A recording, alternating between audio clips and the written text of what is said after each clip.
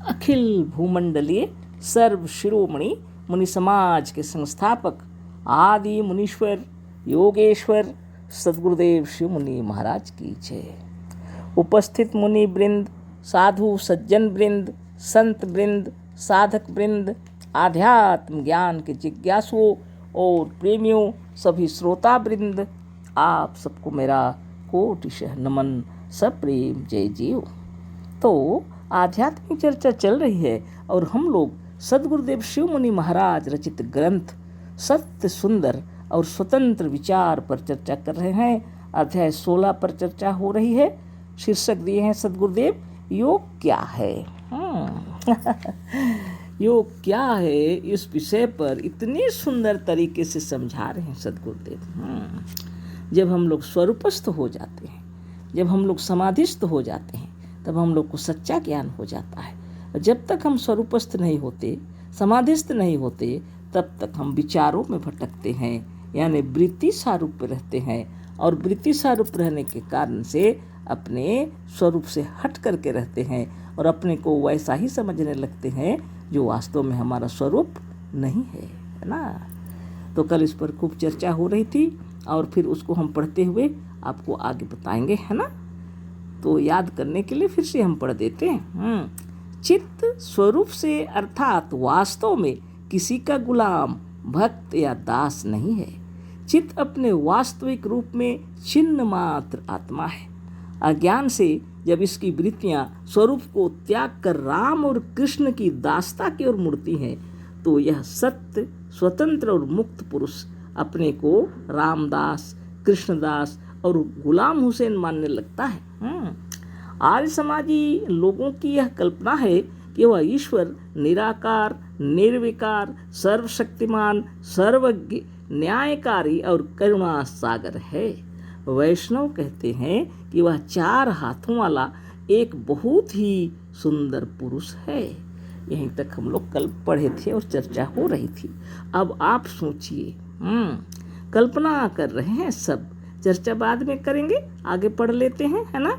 एक सोचता है कि वह 7वें आसमान पर बैठा हुआ है और एक दिन कभी न कभी उसकी बादशाहत यहाँ पर भी आएगी। एक कहता है कि वह सबसे परे राधा स्वामी है। एक सोचता है कि वह तख्त पर बैठा हुआ है और उसे सोने की दाढ़ी है। बैल सोचते होंगे कि वह एक बहुत बड़ा बैल है और उसे सोने की सींग है। जो हो, सब कल्पना है और कल्पना अनेक प्रकार की हो सकती है। जिसकी बुद्धि जहाँ तक पहुँचती है वहाँ तक कल्पना करती जाती है। यह सब कल्पनाएं चित्त की वृत्तियाँ हैं। यह तमाम वृत्तियाँ जब अलग कर दी जाएं, तब चित्त के वास्तविक रूप का प्रकाश हो। वृत्तियों को बिना अलग किए मनुष्य अपने वास्तविक रूप को न जान सकता है, न देख सकता है। अपने धन की ओर वृत्ति जाने पर मनुष्य अपने को धनी या दरिद्र कहता है। शरीर की ओर जब वृत्तियाँ जाती हैं तो वह अपने को काला या गोरा कहता है। स्त्री की ओर जब यह वृत्ति जाती है तो वह अपने को पुरुष कहता है। जमींदारी की ओर जाने पर जमींदार, ससुर की ओर जाने पर दामाद, दामाद की ओर जाने पर ससुर, पुत्र की ओर जाने पर बाप, और कर्मों की ओर जब यह वृत्तियाँ पहुँचती हैं तो वह अपने को पापी या पुण्यात्मा कहता है। पर स्वरूप से यह सत्य और स्वतंत्र पुरुष सब संबंधों से अलग है। यह संबंध वृत्तियों से उत्पन्न हुए हैं। वास्तव में इसका साक्षात रूप तब प्रकट हो जब यह सब वृत्तियां हटा दी जाएं। आत्मज्ञान और योग द्वारा जब सब वृत्तियां हटा दी जाती हैं तो यह मनुष्य अपने वास्तविक सत्य रूप का दर्शन करके कृतार्थ हो जाता है। यही परम पुरुषार्थ है। जब हम स्वयं नहीं हैं तो कुछ नहीं है। जिसे अपने सच्चे रूप का ज्ञान नहीं है उसने कुछ नहीं जाना। जिसने अपने वास्तविक और सत्य रूप को नहीं देखा, जिसने अपने भीतर के सच्चिदानंद का दर्शन नहीं किया, उसने कुछ नहीं देखा। सद्गुरुदेव शिव मुनि महाराज की जय, है ना। बहुत सुंदर बात है ना। जब हम लोग स्वरूप से हटे रहते हैं, सच्चा ज्ञान नहीं रहता है, तरह तरह की कल्पना करते हैं और गुलाम बन जाते हैं, है ना। अगर हम स्वरूपस्थ रहते हैं और संसार क्षेत्र में रहते हैं तो क्या करते हैं, किसी की गुलामी नहीं करते, लेकिन अपने अंतरात्मा की खुशी से हम लोग सबके साथ अच्छा व्यवहार करते हैं, है ना, और मुक्त रहते हैं हमेशा, है ना। लेकिन जो मुक्त नहीं है उनकी अवस्था बहुत गड़बड़ चलती है ना। अब वो क्या क्या सोचते हैं वो तो आप देख लीजिए, हमने अभी भी पढ़ा है ना। अब बताइए, यहाँ जो लिखा हुआ है, वैष्णव कहते हैं कि वह 4 हाथों वाला एक बहुत ही सुंदर पुरुष है। इस विश्व में जितने लोग 2 हाथ वाले पुरुष हैं, क्या वो खूबसूरत नहीं दिखते हैं? बहुत ही सुंदर होने के लिए 4 हाथ की आवश्यकता है क्या, है ना। आप सोचिए। ये सब मनुष्य की कल्पना है। एक सोचता है कि वह 7वें आसमान पर बैठा हुआ है। अरे 7वें आसमान पर बैठा है तो क्या मिलेगा उसको, है?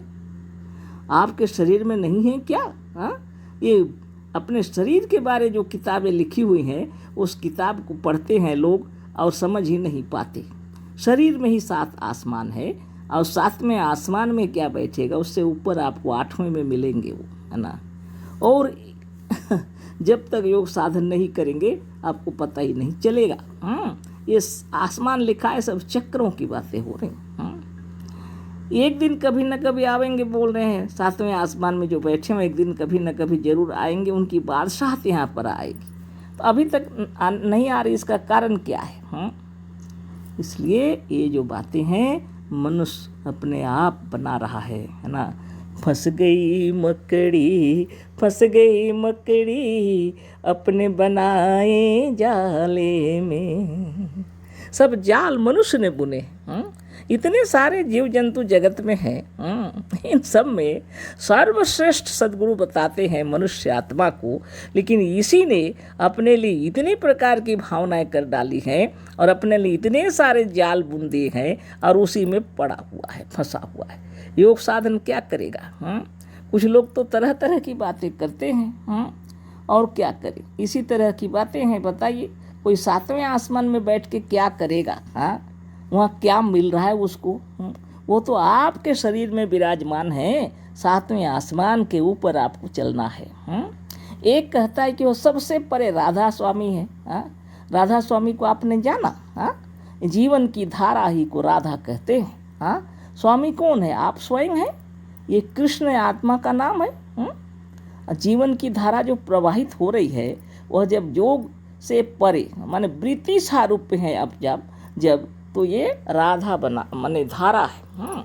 वृत्ति सारूप में है तो धारा है, और स्वरूपस्थ हो गए तो राधा हो गया। धा में अकार, रा में अकार, धारा हिंदी में लिखते हैं। अब उलट के उसको लिखेंगे तो रा में अकार, धा में अकार, राधा होगा कि नहीं होगा? आत्मा ही कृष्ण है। और आत्मा में जब तल्लीन हो जाएंगे तो हो गया राधा स्वामी। तो ये राधा स्वामी महात्मा लोग क्या कर रहे हैं? वो लोग कहीं आसमान में ढूंढ रहे हैं ना, कहीं ढूंढ रहे हैं। वो कितनी जगह तो ऐसा बताते हैं कि राधा स्वामी वाले क्या बताऊं मैं, और दूसरे लोग भी हैं। एक ही जन क्या किसी पर दोष लगाएगा? श्री कृष्ण आके लीला करते हैं, ऐसी जगह है, बाप रे बाप, लोगों को देखने के लिए जाते हैं लोग। और देखेंगे क्या? रात्रि में तो भय के मारे सब अपने अपने घर चले आते हैं। अरे भगवान को देखने से मनुष्य मर जाता है क्या? अब बताइए, ये ऐसी बातें कर बैठे हैं लोग और स्वयं मरते हैं अपने विचारों से। अब आप बताइए, इन विचारों में अगर हम लोग रहेंगे तो स्वरूपस्थ होंगे या योग सिद्ध होगी? कभी नहीं होगी। 7वें आसमान के ऊपर जो बैठे हैं उनकी बादशाहत आवेगी, वो देखने के दिन बीतते चले गए। इसी तरह की बातें हैं। कोई किसी का तो निराकार है, सर्वशक्तिमान भी है, आकार प्रकार है ही नहीं, कैसा शक्ति है पता नहीं। सब जगह रहते हैं, है ना, न्याय करते हैं, करुणा सागर हैं, पता नहीं क्या न्याय कर रहे हैं। जगत में तो इतना अन्याय हो रहा है कि पूछो मत। लेकिन इतने ज्ञानी आज समाजी भाई लोगों को यह समझ में नहीं आया कि वह सब जगह हैं तो क्या कर रहे हैं, क्या काम कर रहे हैं वो। बहुत बड़ी बात है। और कुछ लोग क्या कहते हैं, ये आत्मा आत्मा क्या ये लोग कहते हैं, हम लोग से कहते हैं आत्मा आत्मा क्या कहते हैं। अरे आत्मा तो कुछ नहीं, वो ईश्वर का गुलाम है। सब कल्पना है ना, सब कल्पना है कहते हैं। और सबसे बढ़िया हनुमान जी हैं, है ना। बताइए, हम किसी के बारे कुछ नहीं कह रहे, लेकिन आप उन्हीं की बातों को लीजिए। सब कल्पना है तो कल्पना किसने की? आपने कल्पना की या ईश्वर ने कल्पना की? किसने कल्पना की? आत्मा यदि ईश्वर का गुलाम है तो फिर कल्पना कौन कर रहे हैं, है ना। आत्मज्ञानी महान आत्मा, आपको कोटि कोटि नमन। इसलिए योग साधन कीजिए और सब प्रपंचों से दूर हो जाइए। योग साधन करने वाले ऐसा नहीं है कि घर संसार नहीं बसाते, एक गृहस्थ आश्रम वाले ही योगी लोग होते हैं। इनका बाल बच्चा होता है, परिवार होता है, सब होते हैं और आनंद से रहते हैं। हाँ, इसलिए अच्छा से रहना है ना। योग ठीक रहेगा, अपने परिवार को पहचानेंगे, दूसरों को भी पहचानेंगे, सबके व्यक्तित्व की श्रद्धा करेंगे, है ना। तो ये तो बहुत बड़ी बात हो गई। और आप सोच लीजिए आपको क्या करना है। बिना योग साधन के आप अपने सच्चिदानंद का दर्शन नहीं कर पाएंगे। सद्गुरुदेव शिव मुनि महाराज की जय। कल फिर चर्चा करेंगे। अशेष धन्यवाद, कोटि नमन, सप्रेम जय जीव।